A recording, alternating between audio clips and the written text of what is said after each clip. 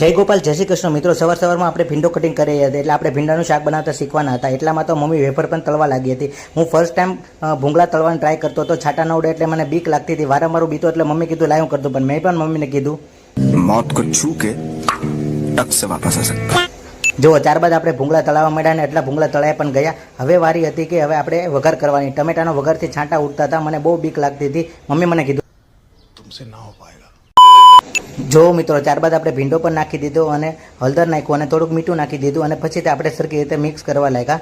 ત્યારબાદ ભીંડો ચીકણો હોવાથી તેને ચડતા ટાઈમ લાગે છે. ડીશ મૂકી દીધી અને લાસ્ટમાં આપણે મરચું નાખીને તેને મિક્સ કરવા લાગ્યા.